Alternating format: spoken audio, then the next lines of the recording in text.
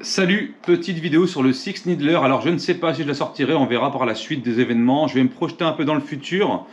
Normalement, si cette vidéo sort, il y aura déjà une vidéo de fête où je tire sur du bois, normalement, du métal, plusieurs matières, je ne sais pas encore quoi, pour prouver l'efficacité de ce Six Needler. Alors, comment il a été connu? C'est pour ça que je disais que cette vidéo-là sortirait peut-être pas. Il est réputé, il a été connu parce qu'il est censé percer un gilet 3A. On parle d'un revolver à air comprimé en CO2, donc des sparkettes de 12 grammes, de 7 joules et demi. D'accord. Il existe un export kit, ce qu'ils appellent un kit de débridage à 11 joules. Moi, je le garde tel quel. On va le sortir, on va regarder comment il est. Alors, petit disclaimer dans cette vidéo-là. Déjà, je veux beaucoup de likes pour la prochaine vidéo. Si la prochaine vidéo est déjà sortie, je vous la mettrai évidemment en lien. Et je vous mettrai aussi le lien pour le choper. Ok. Ceci n'est pas un jouet et le disclaimer c'est je réalise cette vidéo pour prouver que le produit on ne nous a pas menti en fait. Vous savez comme on pourrait dire bah on nous fait une vidéo de l'étranger et au final c'est faux. Je veux savoir si ça perce un gilet 3A parce que pour moi 7 joules et demi gilet 3A, je suis pas convaincu. Voilà, je suis pas convaincu. Alors je sais que ça perce fort. J'avais déjà essayé dans du contreplaqué. Mais là, on va essayer sur un gilet 3A. D'ailleurs, ce gilet 3A doit être traumatisé dans une autre vidéo sur les protections balistiques, mais ça, on le verra plus tard. Donc, on va déballer la bête. Alors, évidemment, j'ai déjà tiré avec pour voir. Donc, on a un revolver qui se présente comme ça. Toute la carcasse est en alliage. On a un rail picatiné au-dessus. On va avoir ici le système d'ouverture. Donc, ici, on va venir glisser un énorme barillet, très long. D'accord. On va mettre des espèces de petits dards, donc ils sont déjà mis dedans, ça ressemble à ça. Ok, donc alors c'est très compliqué à voir, voilà. Donc c'est du tungstène renforcé qui a été traité, alors anti-déformation, et au niveau de la pointe, tant qu'elle n'est pas abîmée, on peut s'en servir indéfiniment. Le diamètre extérieur c'est du 9 mm, c'est pour ça que ce revolver est censé évoluer par la suite en pistolet de défense. C'est pour ça qu'il y a un kit de débridage en 9 mm. Ici, on va pouvoir fixer aussi un espèce de X-tracer. Je ne l'ai pas encore, je l'aurai peut-être lors de la prochaine vidéo. Je vais l'utiliser comme ça pour l'instant. Là, je veux uniquement tirer sur le gilet pour voir si, dans la vidéo qui a fait polémique, parce qu'elle a fait quand même 19 millions de vues, la vidéo du gilet pare-balles, si on nous ment pas. Parce qu'on voit quand même un gilet se faire transpercer et l'aiguille plantée dans du béton derrière, en fait, dans les joints de briques. C'est quand même extraordinaire. Alors évidemment, ce disclaimer, c'est encore une fois, je disais, ce n'est pas un jouet et cette vidéo est réalisée à titre scientifique. Vraiment pour prouver que c'est réel. Voilà. Mais en aucun cas, il faut le faire. Ici, on va trouver l'emplacement pour la sparklette de CO2. Donc là, j'ai une petite sparklette de CO2. Ici, on vient la mettre en place dans la poignée. Et on vient juste simplement la serrer. Okay, donc on la serre et il ne se passe rien. Hein. On entend le tout petit pchit et encore, c'est très léger. On serre ça à fond. D'accord. Il n'y a pas de quick piercing comme les T4E. En même temps, pour l'instant, c'est pas le cas. Peut-être que quand il y aura les munitions de défense, ils mettront sûrement un système un petit peu à la T4E. Et la vitesse et la puissance est d'environ, mais ça je le ferai dans la grosse vidéo, la puissance est d'environ 7 joules. Voilà, 7 joules et demi. Et avec le kit upgrade, que je mettrai également en lien, c'est 11 joules je crois. 11 joules, ça doit piquer fort. Donc là, ce qu'on va faire, c'est qu'on va aller se mettre en position. Et j'ai installé le gilet 3. Déjà, on va voir si on peut percer la première couche. Derrière, il y a de l'OSB. Mais on s'en fout de l'OSB, c'est juste pour arrêter les trucs, si jamais ça passait comme dans la vidéo. Et si ça passe, bah, on essaiera un autre truc que j'ai en tête. Merci à vous de liker cette vidéo encore une fois, de la booster, puisque YouTube censure énormément les vidéos. Et bah écoutez, j'espère que ça vous fera plaisir ce contenu-là. Et encore une fois, c'est à titre informatif, ok? Je veux prouver que on ne nous a pas biaisé sur une vidéo étrangère. Let's go. Du coup, il est là. Donc il fonctionne en double action et en simple action si on vient armer le chien. 7 joules et demi encore une fois.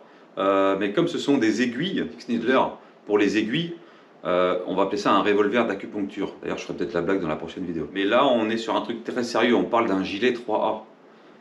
C'est pas anodin. Donc évidemment, il faut le faire à courte distance. Là, on est à 3 mètres, 50, 4 mètres grand max. C'est juste histoire de dire. Mais de plus loin, je ne peux pas garantir que ça fera la même chose. Mais c'est quand même, ça reste quand même très impressionnant si c'est le cas. Okay, et j'en sais absolument rien. Allez, let's go, c'est parti. La première. La deuxième. Et la troisième. J'en ai mis que 3. On va regarder si ça a traversé déjà pour commencer. pense que vu comment c'est enfoncé, ouais, sans souci. Et surtout, on va en garder 3 autres parce que j'ai un autre truc à faire. Évidemment, il y a un cran de sûreté ici, mais le mieux c'est de l'ouvrir et de le laisser ouvert, ok, pour la sécurité. Et c'est de la 4D. Donc du coup, c'est très bien rentré, d'accord, donc on peut voir hein, les impacts. Derrière, il y a un OSB de 22, mais c'est pas le problème de l'OSB. Le truc, c'est que on va coulisser sur les aiguilles là. Et oui, à mon avis, on va pouvoir voir voilà, entre là, à mon avis, on peut les voir. Je suppose qu'on traversait. Donc ici, on en a 3. Et elles sont bien rentrées dans le bois. Et est-ce qu'elles ont transpercé le bois? Non. Bon, peut-être pas abusé non plus. Ça commence à faire beaucoup, mine de rien. Je vais quand même vérifier. Donc là, on a complètement transpercé le bois. Et le gilet coulisse dessus. Il faut se dire que voilà. Alors pour les retirer, il faut une pince, évidemment, parce que sinon tu les retireras pas comme ça. D'accord. Il faut bien prendre un appui. Tac. On était rentré de tout ça. Ok. Moi, je me dis que le bois, ok, c'est une chose. Et si on mettait le gilet tout seul, sans le bois, mais les deux faces du gilet, vous voyez ce que je veux dire ou pas? Vous voyez un peu le délire, la vache. Et donc les 3 avaient transpercé complètement le gilet. Ouais. Allez, on va mettre le gilet comme ça. On va retirer du truc. On va virer la planche de bois. Et on va simplement le poser. Voilà, comme ça. Tac. On va voir si, combien on en perd en fait. Voilà, en visant à peu près ici. Bon, on est parti pour la deuxième expérience. C'est-à-dire que j'ai retiré la plaque de bois parce que je me dis que ça rentre déjà bien dans le bois. Mais je voudrais voir si on peut faire les deux, le gilet entièrement. Parce que sur la vidéo, on n'avait qu'une couche de gilet de percé. C'est ça que j'ai vu en tout cas. Voyons voir si ça perce les deux. Si ça perce les deux, franchement, c'est une folie. Encore une fois, c'est pas trouvable en France. J'ai une exclusivité là-dessus. C'est pour ça que je vous mets les liens en description. Mais attention, c'est absolument pas un jouet. Okay, donc on va virer la sûreté. Et on va y aller pour le deuxième test. Let's go.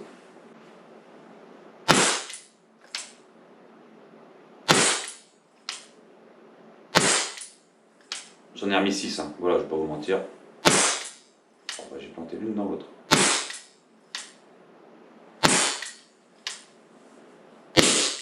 Ok, là c'est qu'il n'y en a plus. On ouvre, on vérifie que c'est bien vide. Au pire, tu vires le barillet. Et on va voir le résultat, mais je crois qu'il est sans appel le résultat. Merde. Ici, j'ai transpercé une dans l'autre. Bon, ça c'est pas très grave, donc ça la ralentit pas mal. C'est celle qui a le moins pénétré. Maintenant, on va retourner le gilet.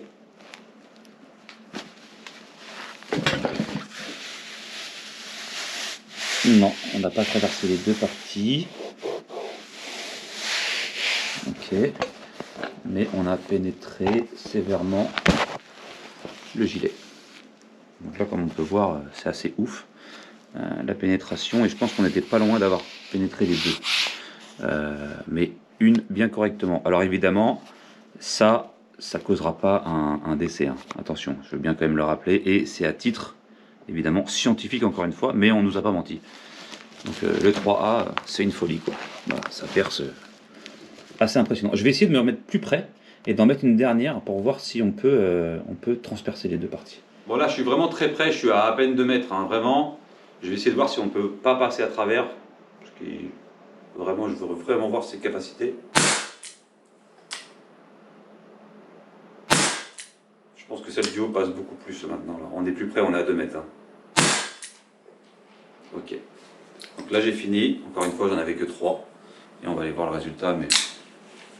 Oula, ouais. La dernière c'est celle-ci, celle-ci et celle-ci. J'ai l'impression qu'on a un peu plus perforé. Et là j'ai une pointe. Ok, donc j'ai une pointe légèrement là ici là. Je la sens moi au doigt mais elle n'a pas percé complètement. On peut voir le tout petit trou ici, alors c'est vraiment minime. Et la pointe est juste derrière ça en fait, voilà, en gros. Donc on a traversé les deux. Et on peut voir le taux de pénétration qui est assez impressionnant en fait. Alors je vais remettre le tissu à plat quand même, comme ça. Ouais, c'est assez fou quand même. Hein. Putain la vache. Oh putain. Merde. Bon évidemment. Évidemment. La folie. Là j'ai carrément. Bon celle-là elle n'est pas trop plantée je pense. C'est quoi que si. En fait pour les retirer, ça va être costaud aussi tiens. vache. Et le pire, c'est que si tu les retires proprement, si la pointe n'est pas abîmée, tu peux les réutiliser, quoi. C'est ça qui est complètement fou. Ok. Bon, les conclusions. La conclusion, c'est qu'on ne nous a pas menti, en fait, et c'est ultra perforant. Ça perce tout. En tout cas, ça perce un gilet 3, donc à partir de là, je pense que mon prochain essai sur du métal ou du bois ou quoi, quelque autre matière, ça passera. Ça passera, ou en tout cas ça perforera, ou je sais pas. Moi j'ai vu des vidéos aussi avec des plaques de métal, où ça passe. Bon, j'étais surpris, pareil, encore une fois sceptique, mais là avec le coup du 3A, là je suis plus sceptique du tout. On s'est pas foutu de notre gueule, ça fait vraiment le taf. Ok, encore une fois, ça reste quelque chose de loisir évidemment, pour faire un peu de destruction et s'amuser. C'est abordable, très abordable. Et puis bah, je vous disais, les espèces de pics là, les dards, comme ils disent ça, les aiguilles, tant qu'elles ne sont pas tordues, elles sont réutilisables. Et ça, c'est plutôt correct. Okay, et il existe aussi des dards, des aiguilles avec les embouts qui sont fluorescents, qui réfléchissent à la lumière. Et quand ça passe dans le X-Tracer, on peut les voir dans le noir. C'est cool, voilà, c'est un petit plus. En tout cas, ça réfléchit. Vous les chargez en lumière, vous les mettez dedans et vous tirez, on peut les suivre assez loin. Petite chose toute bête pour les balancer. Essayer de les scotcher entre elles ou de les foutre à la déchetterie dans la ferraille, parce que ça, dans une poubelle, c'est pas ouf, quoi. Voilà. Ça peut faire mal à quelqu'un, on ne sait jamais. Enfin bon, surpris quand même. Donc quand il a le barillet, bien sûr, il est vide. Ça donne ça. Tu lui mets un petit point Save Life. Tu as aussi le partenariat pour mettre un petit point rouge Save Life là. Tu lui mets un petit truc. Mais il a de la gueule quand même, mine de rien. Ça me fait penser un petit peu au HDR. Bon, avec un long barillet, mais au style HDR. Et quand on vissera le truc, ça vous fait comme un petit silencieux. Bon, X-Tracer, quoi. Voilà. Et puis bah, très facile à prendre en main. Ça tire droit hein, quand même, on va pas se mentir que ça groupe. Ça a été mis au point par un Allemand qui s'appelle Jörg Sprav. Alors je sais pas si je le prononce bien. Désolé mon ami si j'écorche ton nom, puisque je pense que tu verras la vidéo.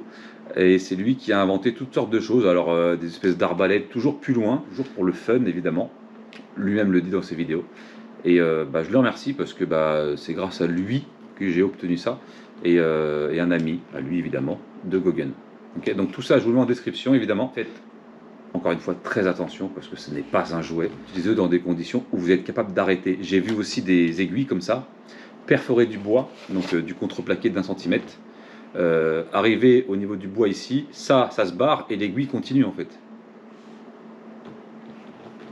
Faire attention. Le kit de débridage, on est à 11 joules, donc on reste quand même en catégorie D, mais on double pas quasiment la puissance, mais on gagne énormément. Donc plus la vitesse est élevée, plus on va avoir une pénétration forte.